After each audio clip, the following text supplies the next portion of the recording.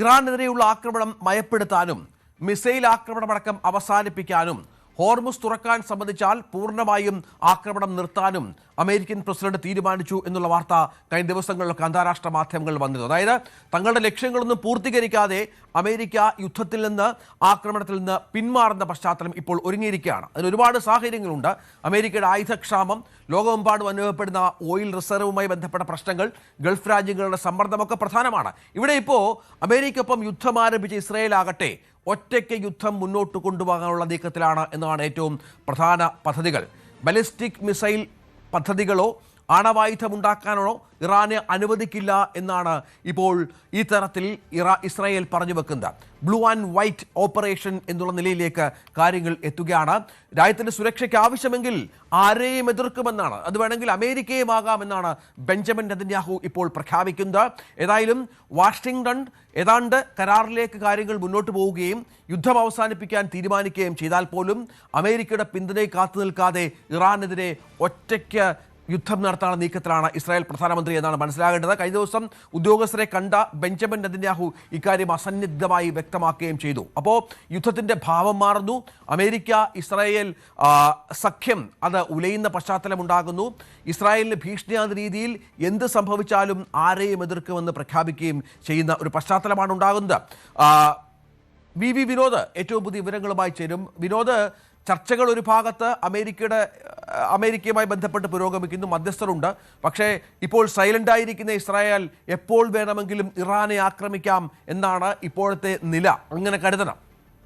Ranjith, Trump വഞ്ചിച്ചു എന്ന് തന്നെയാണ് നെതന്യാഹുവിൻ്റെ വികാരം. കഴിഞ്ഞ ദിവസങ്ങളിൽ അദ്ദേഹത്തിൻ്റെ വാക്കുകൾ അല്ലെങ്കിൽ അദ്ദേഹത്തിൻ്റെ വികാര പ്രകടനങ്ങളെല്ലാം തന്നെ അത് തന്നെയാണ് വ്യക്തമാക്കുന്നത്.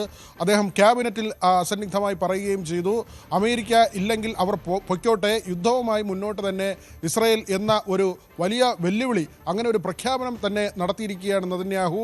ഇപ്പോൾ അങ്ങനെ ഒരു പദ്ധതി കൂടി ആ യുദ്ധത്തിന് വേണ്ടിയുള്ള, ഇപ്പോൾ നേരത്തെയൊക്കെ നമ്മൾ ഓപ്പറേഷൻ ഫ്യൂരി എന്നൊക്കെ പറഞ്ഞിരുന്നെങ്കിൽ ഇപ്പോൾ അവരുടേതായ സ്വന്തം പദ്ധതിയുമായി പോകുന്നു. ബ്ലൂ ആൻഡ് വൈറ്റ് എന്ന പേരിൽ മറ്റൊരു സർജിക്കൽ സ്ട്രൈക്ക്, അതാണ് ഇസ്രായേൽ പ്ലാൻ ചെയ്യുന്നത്. ആ തരത്തിലുള്ള വിവരങ്ങളാണ് ഇപ്പോൾ പുറത്തു വരുന്നത്. ആയുധത്തിൻ്റെ കാര്യത്തിലാണെങ്കിൽ സ്വന്തം നിലയിൽ തന്നെ ഇപ്പോഴുള്ള ആയുധശേഷി വെച്ച് ഇറാനെ ആക്രമിച്ചില്ലാതാക്കുക എന്ന ഒരു നിലയിലേക്ക് പോകുന്നു.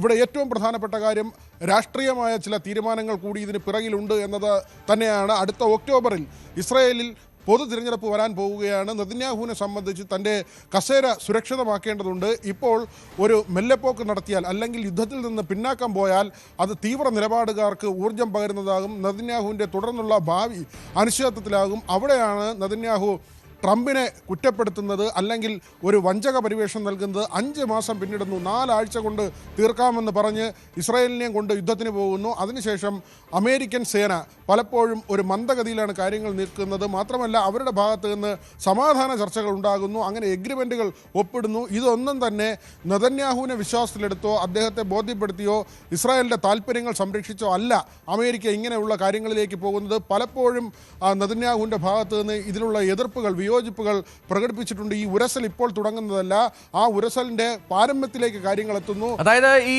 ട്രംപും നെതന്യാഹുവുമായുള്ള ഇടയ്ക്കുള്ള ചർച്ചകളിൽ ട്രംപ് വല്ലാതെ നെതന്യാഹുവിനോട് കോപിഷ്ഠനായെന്നും ശാസിച്ചു എന്നുമൊക്കെയുള്ള വിവരങ്ങൾ പുറത്തു വന്നിരുന്നു. അത് മാത്രമല്ല, നെതന്യാഹു അല്ലെങ്കിൽ ഇസ്രായേൽ പ്ലാൻ ചെയ്തതാണ് ഇറാൻ അറ്റാക്ക്, വളരെ വേഗം അത് അവസാനിപ്പിക്കാം എന്ന് ട്രംപും വിശ്വസിച്ചിരുന്നു. യഥാർത്ഥത്തിൽ ഇസ്രായേലിൻ്റെ ട്രാപ്പിൽ ട്രംപ് പെടുകയാണ്. പക്ഷേ യുദ്ധം അവസാനിപ്പിക്കാനും സാധിക്കുന്നില്ല, വലിയ നഷ്ടമുണ്ടാകുന്നു, ചിലവ് മൊത്തം അമേരിക്കയ്ക്കാണ്. അത് ആ രാജ്യത്ത് തന്നെ വലിയ എതിർപ്പിന് കാരണമാകുന്നു. ഏറ്റവും ഒടുവിൽ ട്രംപ് പിന്മാറാൻ പോകുമ്പോൾ നെതന്യാഹു വീണ്ടും കടുപ്പിക്കുന്നു. അങ്ങനെ ആകപ്പാടെ വലിയ ആശയക്കുഴപ്പത്തിലും പ്രതിസന്ധിയിലുമാണ് രണ്ടു രാജ്യങ്ങളുമെന്നും കരുതാം. വിനോദ്, തീർച്ചയായും അങ്ങനെ തന്നെയാണ് രഞ്ജിത്ത്. കാരണം $7 ബില്യൺ ആയുധങ്ങളാണ് ഏറ്റവും ഒടുവിൽ ഇസ്രായേലിന് അമേരിക്ക നൽകിയത്. കാരണം ഇവരുടെ അതാണ് ഏതാണ് പ്രധാനപ്പെട്ട കാര്യം. അതാണ് ഇറാനെ ആക്രമിക്കാൻ ഇസ്രായേൽ ഒറ്റയ്ക്ക് തയ്യാറെടുക്കുന്നു എന്നുള്ള ഏറ്റവും പ്രധാനപ്പെട്ട വിവരം അവിടെ ഉണ്ടാകുന്ന ഒരു പശ്ചാത്തലമുണ്ട്. ബ്ലൂ ആൻഡ് വൈറ്റ് ഓപ്പറേഷൻ എന്ന തലത്തിൽ കാര്യങ്ങൾ ഒറ്റയ്ക്ക് മുന്നോട്ട് കൊണ്ടുപോകാം എന്നാണ് ഇപ്പോൾ നെതന്യാഹു നിശ്ചയിച്ചിരിക്കുന്നത് എന്ന് വേണം മനസ്സിലാക്കാൻ. ട്രംപിനെ നിഷേധിച്ചുകൊണ്ട് കഴിഞ്ഞ ദിവസം ഗാസ സമാധാന കരാറുമായി ബന്ധപ്പെട്ട് ട്രംപിനെ പൂർണ്ണമായും നിഷേധിക്കുന്ന തള്ളുന്ന ഒരു രീതിയിലേക്ക് നെതന്യാഹു എത്തിയൊരു പശ്ചാത്തലം ഇതിൽ പ്രധാനപ്പെട്ട ഒന്നാണ്. പക്ഷെ നമുക്കറിയാം, സാങ്കേതിക വിദ്യയിലൊക്കെ ഏറെ മുൻപിലുള്ള രാജ്യമാണ് ഇസ്രായേൽ. ആ ഇസ്രായേലിന് വേണമെങ്കിൽ ഒറ്റയ്ക്ക് ആക്രമിക്കുക എന്നുള്ളത് വളരെ നിർണായകമായ കാര്യമാണ്. കാരണം കുറച്ചുകൂടി അമേരിക്കക്കാളും ഇറാനെ ആക്രമിക്കാൻ ഭൂമിശാസ്ത്രപരമായ സാധ്യതകളുള്ളതും ഇസ്രായേലിനാണ്. വിനോദ്, തുടരാം. രഞ്ജിത്ത്, തീർച്ചയായും ഈ രാഷ്ട്രീയ സാഹചര്യങ്ങൾ കൂടി നമ്മൾ വിലയിരുത്തേണ്ടതുണ്ട്. കാരണം ഇസ്രായേലിൽ തിരഞ്ഞെടുപ്പ് വരാൻ പോവുകയാണ്. ഒക്ടോബറിലാണ് ഈ തിരഞ്ഞെടുപ്പ് വരുന്നത്. ഈ സമയത്ത് തൻ്റെ കസേര സുരക്ഷിതമാക്കുക എന്ന ഏറ്റവും പ്രധാനപ്പെട്ട കാര്യമാണ് നെതന്യാഹുവിന് മുന്നിലുള്ളത്. പക്ഷേ ട്രംപിനെ സംബന്ധിച്ച് അങ്ങനെ കൈവിട്ട കളിക്ക് പോകാൻ കഴിയില്ല. $7 ബില്യൺ സഹായം ഇതിനകം തന്നെ ഏറ്റവും ഒടുവിൽ ആയുധമായി ഇസ്രായേലിന് നൽകി കഴിഞ്ഞു. ഇതേ സംബന്ധിച്ച് അമേരിക്കയിൽ വലിയ എതിർപ്പുണ്ട്. വലിയ തോതിൽ ഇങ്ങനെ ഇസ്രായേലിന് വേണ്ടി പണം ചിലവാക്കുന്നത് എന്തിനാണ്? അമേരിക്കയുടെ ബജറ്റിൻ്റെ ഈ യുദ്ധ അല്ലെങ്കിൽ ആയുധ ബജറ്റിൻ്റെ വലിയൊരു ശതമാനം ഇങ്ങനെ ഇസ്രായേലിന് വേണ്ടി ചിലവഴിക്കുന്നുണ്ട്. ഓരോ വർഷവും ഇങ്ങനെ ഇസ്രായേലിന് അമേരിക്ക ആയുധം നൽകുന്നുണ്ട്. അതിൻ്റെ ഏറ്റവും ഒടുവിലത്തെ വിഹിതമാണ് ഈ നൽകിയത്, $7 ബില്യൺ. അത് ഇനിയും അങ്ങനെ നൽകേണ്ടി വരും. ഇതൊക്കെ തന്നെ അമേരിക്കയ്ക്ക് ബാധ്യതയാകുന്നു. അതുകൊണ്ട് തന്നെയാണ് ട്രംപ് ഇതിലൊരു മെല്ലെപ്പോക്ക് നടത്തുന്നത്. മാത്രമല്ല, അദ്ദേഹത്തെ സംബന്ധിച്ച് ഇസ്രായേലിൻ്റെ അത്ര തന്നെ ആവേശം ഇക്കാര്യത്തിലില്ല. ഇസ്രായേലിൽ നിന്ന് ലഭിച്ച വിവരങ്ങളുടെ കൂടി മൊസാദ് ഉൾപ്പെടെ നൽകിയ വിവരത്തിൻ്റെ അടിസ്ഥാനത്തിലാണ് അമേരിക്ക ഈ യുദ്ധത്തിന് കൈകോർത്ത് മുന്നോട്ടിറങ്ങുന്നത്. പക്ഷേ ദിവസങ്ങൾ കഴിയും തോറും കാര്യങ്ങൾ അത്ര പന്തിയല്ല എന്ന് ട്രംപിന് മനസ്സിലാകുന്നു. ആയുധ ശേഖരത്തിൽ വലിയ കുറവുണ്ടാകുന്നു. മിസൈലുകളുടെ എണ്ണത്തിൽ ഗണ്യമായ കുറവുണ്ടാകുന്നു. അവരുടെ F-35 വിമാനങ്ങൾ തന്നെ പലയിടങ്ങളിലായി തകർന്നു വീഴുന്ന സാഹചര്യമുണ്ടാകുന്നു. ഇതെല്ലാം തന്നെ അമേരിക്കയ്ക്ക് വേണ്ടി അമേരിക്ക നടത്തുന്ന ഒരു യുദ്ധമല്ല, അല്ലെങ്കിൽ അങ്ങനെ ഒരു വികാരമല്ല പൊതുവിൽ അമേരിക്കയിൽ നിലനിൽക്കുന്നത്. നെതന്യാഹുവിൻ്റെ വ്യക്തി താല്പര്യങ്ങൾ കൂടി ഇതിനകത്ത് വരുന്നു എന്നത് തന്നെയാണ് അമേരിക്കയെ മറിച്ച് ചിന്തിക്കാൻ പ്രേരിപ്പിക്കുന്നത്. നെതന്യാഹു ആകട്ടെ വെല്ലുവിളിയുടെ സ്വരത്തിലാണ്. അതായത് അമേരിക്ക പോകുന്നെങ്കിൽ പൊക്കോട്ടെ, ഒറ്റയ്ക്ക് ഈ യുദ്ധവുമായി മുന്നോട്ട് പോകുമെന്ന് പറയുന്നു. ആരില്ലെങ്കിലും സ്വന്തം രാജ്യത്തിൻ്റെ സുരക്ഷിതത്വം ഉറപ്പുവരുത്താൻ താൻ ബാധ്യസ്ഥനാണ് എന്ന് പറയുമ്പോൾ ട്രംപിനോട് പൊയ്ക്കോളൂ എന്ന് തന്നെയാണ് പറഞ്ഞവസാനിപ്പിക്കുന്നത്. കഴിഞ്ഞ ദിവസങ്ങളിൽ പോലും അങ്ങനെയുള്ള തർക്കങ്ങളുണ്ടായിരുന്നു. രഞ്ജിത്ത് പറഞ്ഞു വന്ന മറ്റൊരു കാര്യമുണ്ട്. നേരത്തെ തന്നെ ഈ സമാധാന കരാർ വരുന്ന സമയത്ത് ലെബനനിലേക്ക് ആക്രമണം ഉണ്ടാകരുത് എന്നതായിരുന്നു ഇറാൻ്റെ ഒരു പ്രധാനപ്പെട്ട ആവശ്യം. പക്ഷേ ഈ കരാറിൽ ഒപ്പുവെച്ച് ആ മഷി ഉണങ്ങുന്നതിന് മുൻപ് തന്നെ ലെബനനിലേക്ക് തുടരെ മിസൈൽ ആക്രമണം ഇസ്രായേലിൻ്റെ ഭാഗത്തു നിന്നുണ്ടായി. അവിടെ 35 ആളുകൾ 5 ദിവസങ്ങളിലായി കൊല്ലപ്പെട്ടു. അപ്പോൾ തന്നെ ട്രംപ് ടെലിഫോണിൽ നെതന്യാഹുവിനെ ബന്ധപ്പെട്ടതാണ് ഈ പോരാട്ടം തുടങ്ങിയ സമയത്ത് തന്നെ. എന്നിട്ട് ഭ്രാന്തൻ എന്നാണ് വിശേഷിപ്പിച്ചത്. ഈ തരത്തിൽ അന്താരാഷ്ട്ര മാധ്യമങ്ങൾ റിപ്പോർട്ട് ചെയ്തിരുന്നു. അതായത് ട്രംപ് നെതന്യാഹുവിനെ വിശേഷിപ്പിച്ചത്, നേരിട്ട് തന്നെ ഈ സംഭാഷണത്തിൽ വിശേഷിപ്പിച്ചത് താനൊരു ഭ്രാന്തനാണ് എന്ന വാക്കാണ്. അങ്ങനെയാണ് പിന്നീട് വാർത്തകൾ പുറത്തു വന്നത്. അതിനുശേഷം നെതന്യാഹു നേരിട്ട് അമേരിക്കയിലേക്ക് പോകുന്നു, ട്രംപുമായി കൂടിക്കാഴ്ച നടത്തുന്നു. അവിടെ ചില ഫോട്ടോ സെഷനിൽ നെതന്യാഹുവിനെ ഒഴിവാക്കുന്നതിന് വേണ്ടി ട്രംപ് അവിടെ ചില നീക്കങ്ങൾ നടത്തുന്നു. അതായത് ഒരുമിച്ച് ചിത്രമെടുക്കാൻ പോലും ട്രംപിന് താല്പര്യമില്ല എന്ന തരത്തിലുള്ള വിവരങ്ങൾ ആ ഘട്ടത്തിൽ പുറത്തു വന്നു. അങ്ങനെ ട്രംപും നെതന്യാഹുവും രണ്ട് വഴിക്ക് പോവുകയാണ്.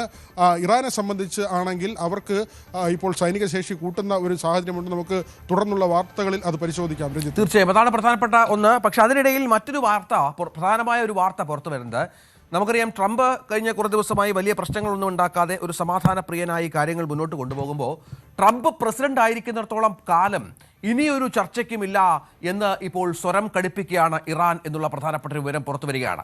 2029 ജനുവരി 29 വരെയാണ് പ്രസിഡന്റ് പദത്തിൽ ട്രംപിന്റെ കാലാവധി.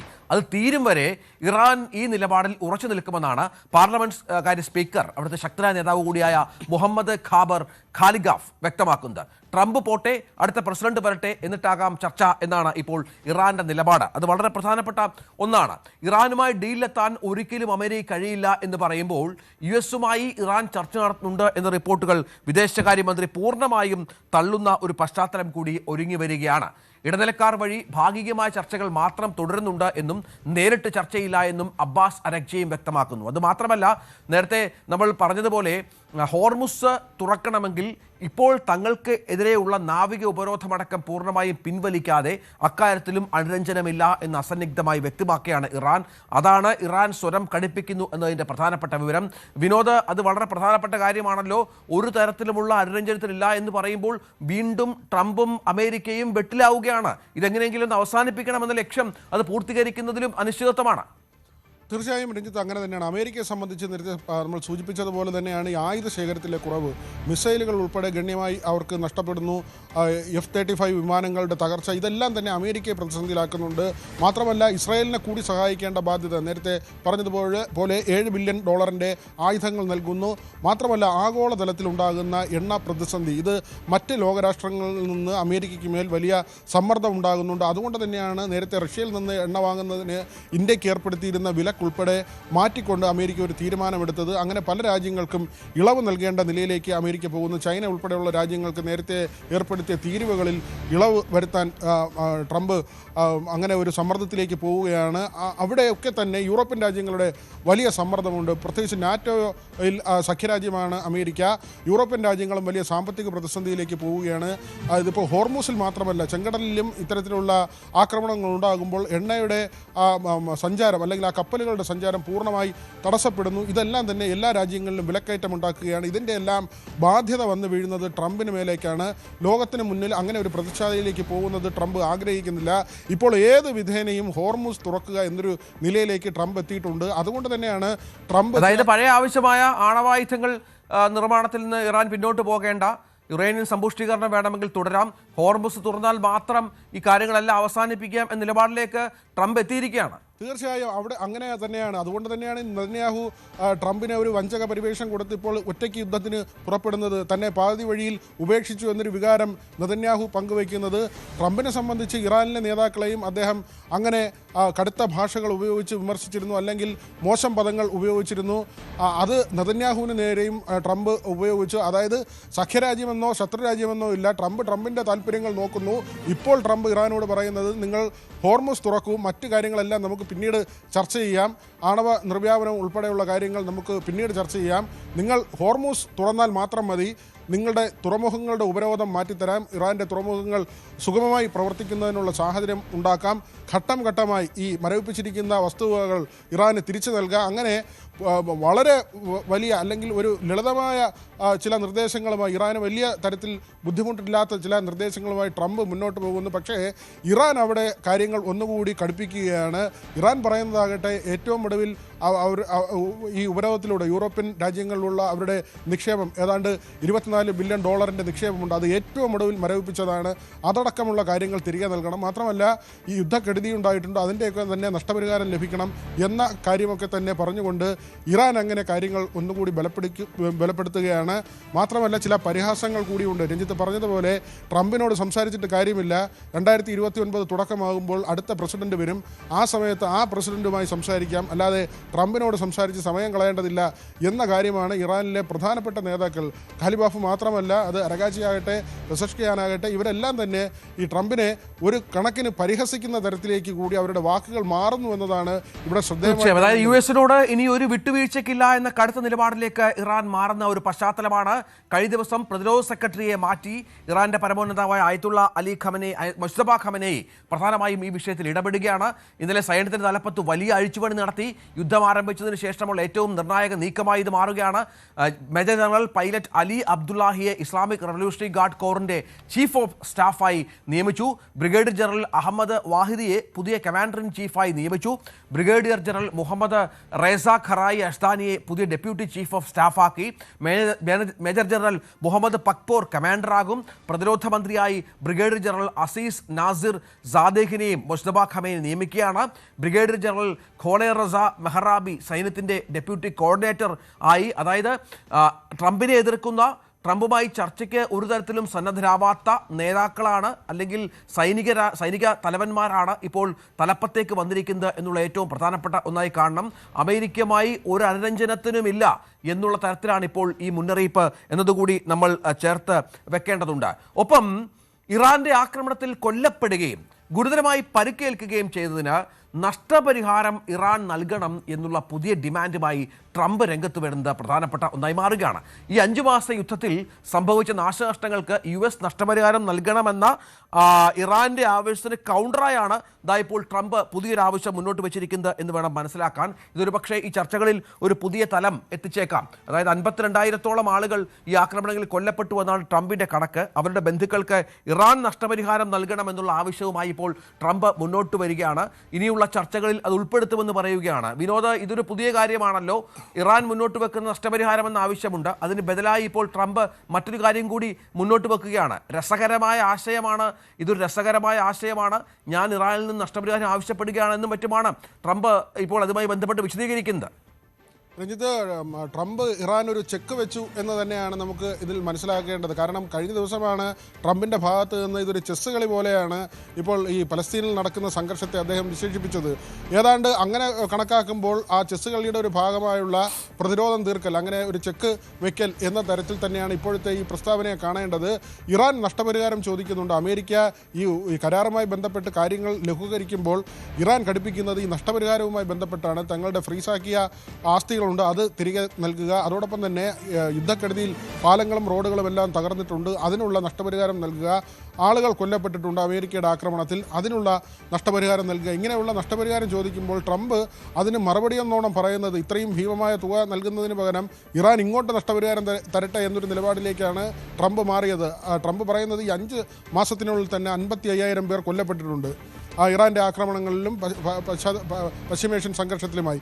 ഇവർക്കെല്ലാം ഉള്ള നഷ്ടപരിഹാരം, ഇവരുടെ കുടുംബങ്ങൾക്കുള്ള നഷ്ടപരിഹാരം, അതോടൊപ്പം തന്നെ 26 വർഷം മുൻപ് ലെബനൻ തീരത്ത് അമേരിക്കയുടെ USS കോൾ എന്ന ഒരു കപ്പൽ ആക്രമിക്കപ്പെട്ടു. അതിൻ്റെ നഷ്ടപരിഹാരം പോലും ഇപ്പോൾ ട്രംപ് ചോദിച്ചിരിക്കുകയാണ്. അതായത് 26 വർഷം മുൻപ് നടന്ന ഒരു ആക്രമണത്തിൻ്റെ നഷ്ടപരിഹാരം പോലും ട്രംപ് ചോദിച്ചുകൊണ്ട് രംഗത്തേക്ക് വരുന്നു എന്നത് തന്നെയാണ് ഇവിടുത്തെ ഏറ്റവും കൗതുകകരമായ കാര്യം. ട്രംപ് പോലും ഇതൊരു പരിഹാസ രൂപേണയാണ് പറഞ്ഞിരിക്കുന്നത്. ഇറാനെ പ്രതിരോധത്തിലാക്കുക എന്നത് തന്നെയാണ്. ഇത്രയും ആസ്തി വകകൾ ഇറാൻ ചോദിക്കുമ്പോൾ അവർ തിരികെ നഷ്ടപരിഹാരം നൽകട്ടെ. പശ്ചിമേഷ്യൻ രാജ്യങ്ങളിൽ ഉൾപ്പെടെ ഉണ്ടായ കാര്യങ്ങൾക്ക്, അതോടൊപ്പം തന്നെ തീർന്ന ആയുധ ശേഖരമുണ്ട്, ഈ യുദ്ധത്തിന് വേണ്ടി ചെലവഴിച്ച പണമുണ്ട്, ഇതിനെല്ലാം ഈ തുക ഇറാൻ തരട്ടെ എന്നാണ് ട്രംപ് പറയുന്നത്. തൽക്കാലം ഇറാൻ്റെ കയ്യിൽ കൊടുക്കാൻ പണമില്ല എന്ന കാര്യം ട്രംപിന് നന്നായി അറിയാം. ഇപ്പോൾ തന്നെ ഈ വിദേശ നാണ്യ ശേഖരത്തിൽ ഇറാൻ്റെ പക്കൽ അവശേഷിക്കുന്നതായി കണക്കുകൾ പുറത്തു വരുന്നത് വെറും $33 ബില്യൺ മാത്രമാണ്. ആ പണം മാത്രമാണ് വിദേശ നാണ്യ ശേഖരമായി ഇറാൻ്റെ പക്കലുള്ളത്. ഇപ്പോൾ ഈ സാമ്പത്തിക വിദഗ്ധരൊക്കെ തന്നെ പറയുന്നത് ചില മാസങ്ങൾ കൂടി മാത്രമേ ഇനി ഇറാൻ ഈ തരത്തിൽ സാമ്പത്തികമായി പിടിച്ചു നിൽക്കാൻ കഴിയൂ എന്ന ഒരു നിലയാണ്. അല്ലെങ്കിൽ കഷ്ടിച്ച് 1 വർഷം കൂടി ഇറാൻ ഇങ്ങനെയുള്ള ഒരു നിലയിൽ പോയാൽ പിടിച്ചു നിൽക്കാൻ കഴിയും. പക്ഷേ അവിടെയാണ് ചൈനയും റഷ്യയും ഉൾപ്പെടെയുള്ള രാജ്യങ്ങൾ ഇറാന് അങ്ങനെ വലിയ സഹായങ്ങൾ ചെയ്യുന്നത്. അവരുടെ ആയുധമാകട്ടെ അല്ലെങ്കിൽ പണമാകട്ടെ ഇതെല്ലാം തന്നെ നൽകിക്കൊണ്ട് ഇറാനെ പിന്തുണയ്ക്കുന്ന നിലയിലേക്ക് ഈ രാജ്യങ്ങൾ മാറുമ്പോൾ സ്വാഭാവികമായും ഇറാന് കുറച്ചുകൂടി പിടിച്ചു നിൽക്കാൻ കഴിയും. അവിടുത്തെ പണപ്പെരുപ്പത്തിൻ്റെ തോത് നമ്മൾ നോക്കിയതാണ്. 87% രഞ്ജിത്ത്. അതായത് നമ്മുടെ ഒരു ഇന്ത്യൻ പണവുമായി തട്ടിച്ചു നോക്കുമ്പോൾ ഒരു ചായ ഇപ്പോൾ ഇറാനിൽ വാങ്ങണമെങ്കിൽ 8.5 ലക്ഷം രൂപ കൊടുക്കണം. അങ്ങനെയാണ് അവിടുത്തെ പണത്തിൻ്റെ മൂല്യം തകർന്നടിഞ്ഞിരിക്കുന്നത്. ജനങ്ങൾ വലിയ തോതിൽ ബുദ്ധിമുട്ട് പട്ടിണി അനുഭവിക്കുന്നുണ്ട്. പക്ഷേ യുദ്ധത്തിൻ്റെ കാര്യത്തിൽ 1 ഇഞ്ച് പോലും പിന്നോട്ട് ഇറാൻ പോകുന്നില്ല. സൈന്യത്തിൽ വലിയ മാറ്റങ്ങൾ തീർച്ചയായും പ്രധാനപ്പെട്ട കാര്യമാണത്. ഏതായാലും ഇറാനും അമേരിക്കയും തമ്മിലുള്ള പരസ്പര പോർവിളികളും പരസ്പര തരത്തിലുള്ള ഈ പറഞ്ഞ പോലെയുള്ള ആക്രമണ സ്വഭാവമൊക്കെ വർദ്ധിക്കുകയാണ്. ഒരു സമാധാനവും അല്ലെങ്കിൽ ഇതിനൊരു എങ്ങനെ തീർക്കാമെന്നതിനെക്കുറിച്ച് മധ്യസ്ഥ രാജ്യങ്ങൾ തലവഹിക്കുന്നതല്ലാതെ കൃത്യമായ ഒരു സൊല്യൂഷൻ ഉണ്ടാകുന്നില്ല എന്നുള്ളതാണ് ഏറ്റവും പ്രധാനപ്പെട്ട കാര്യം.